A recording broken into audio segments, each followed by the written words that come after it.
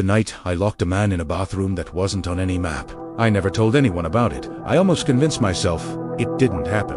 But every time I drive past that rusted chain link fence on the edge of the industrial park, I remember the cold metal of the lock in my hand, the silence that followed, and the paperwork he left on my back seat.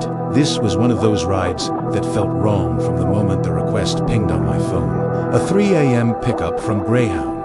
But where to? Just coordinates. No address. Just a pin dropped in the middle of a sprawling, dead factory district. The air was thick and humid, the kind of late summer night in the Rust Belt where the heat just sits on you. This memory didn't just stay with me. It's a part of every shift now, a shadow that rides in my rearview mirror. I made a choice that night, a choice I can't undo. The streetlights on the way to the station were flickering, casting long, dancing shadows that played tricks on my eyes. It was quiet. Too quiet. The rain had stopped an hour ago, but the asphalt was still slick and black, reflecting the bruised purple of the Credon sky.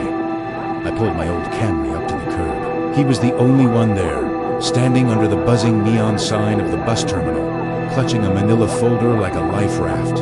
When he opened the back door, the smell of damp paper and stale sweat filled the car. He slid in without a word, his eyes wide and unfocused. He looked haunted. He was young, maybe mid-20s, but his face was etched with a kind of exhaustion that had nothing to do with a long bus ride. He just stared straight ahead, his knuckles white around the edges of that folder. I confirmed the destination pin, and we pulled away into the silence. We drove for 10 minutes without a word, just the hum of the tires on the wet road and the occasional click of the turn signal. I kept glancing at him in the rearview mirror. His breathing was shallow, almost a shudder. He was looking out the window, but not at the passing buildings. He was looking for something. As we left the last of the city lights behind and entered the industrial sprawl, the roads became cracked and broken. We passed skeleton-like factories, their windows dark and vacant. Almost there, I said, mostly to break the tension. He didn't answer. He just started crying. Not loud sobbing, but silent, steady tears that streamed down his cheeks. He never made a sound. A host cried, clutching that folder. That's when my unease turned into real, cold dread. I've seen a lot of things driving nights, but this felt different. This felt like I was driving a man to the end of his world.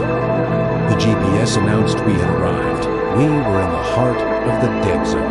A massive, derelict factory loomed over us, its smokestacks like black teeth against the sky.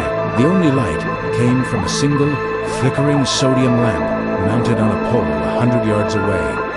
And beneath that light stood a small, cinder block building, a standalone bathroom.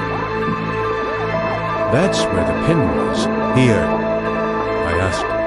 My voice sounded small. He nodded, wiping his face with the back of his hand. I have to use the restroom," he whispered, his voice cracking. "Please, it's important." It made no sense. A bathroom in the middle of a shutdown complex, miles from anything. But the look on his face wasn't one of convenience. It was desperation. He was almost begging. I hesitated, my hand hovering over the gear shift. Every instinct was screaming at me to just drive away. But I didn't. I put the car in park. He fumbled with the door handle and practically fell out of the car, still clutching his paperwork. He half-ran, half-stumbled toward the small building, his silhouette distorted by the flickering orange light. The door creaked open, and he disappeared inside. A moment later, the dim light inside the bathroom clicked on. I sat there in my car, engine idling, watching. 1 minute passed. 10, 5. The industrial hum of the city seemed to fade away, replaced by the sound of wind whistling through broken factory windows. 10 minutes. I tapped my fingers on the steering wheel. What was he doing in there? I killed the engine. The silence was absolute. Another 5 minutes. I started to feel like I was part of a scene I didn't understand, like I was a witness. That's when I noticed the folder sitting in the back seat. He'd left it behind. I shouldn't have taken that turn into the factory grounds. I really shouldn't have. 15 minutes turned into 20. The light inside the bathroom was still on, a tiny, defiant glow in the vast darkness, but there was no sound. Nothing. I got out of the car. The air was cool and smelled of rust and damp concrete. My footsteps echoed as I walked toward the building. The door was heavy, made of steel. I called out, "Hey man, you all right in there?" Silence. I called again, louder this time. "Everything okay?" Nothing. I pushed on the door. It didn't budge. I tried the handle. It was unlocked. It wouldn't open. It felt blocked from the inside. A cold sweat prickled my neck. I leaned my shoulder into it and pushed hard. It gave way with a scraping sound. The room was empty. The single bulb hanging from the ceiling hummed, illuminating peeling paint and a filthy toilet. The window was a narrow slit of glass, barred from the outside. He was gone, and that's when I saw it. On the back of the steel door, there wasn't a lock on the inside, only a heavy, industrial slide bolt. On the outside, my heart hammered against my ribs. I backed out of the tiny room. My mind racing. How did he get out? The window was impossible. There was no other door.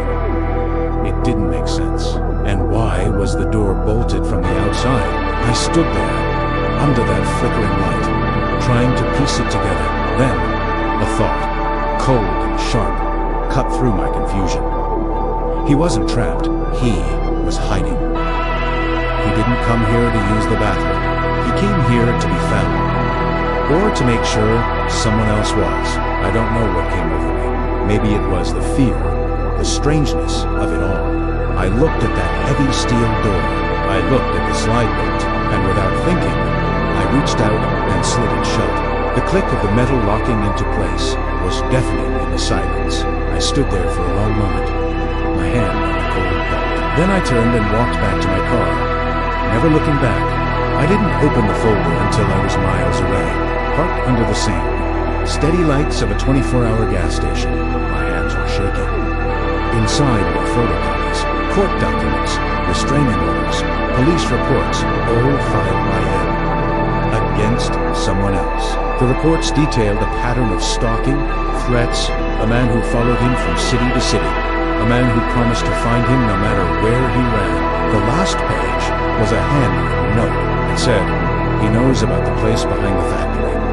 He told me he'd lock me in, the way our father used to." A deep chill went through me. He hadn't run to that bathroom to hide.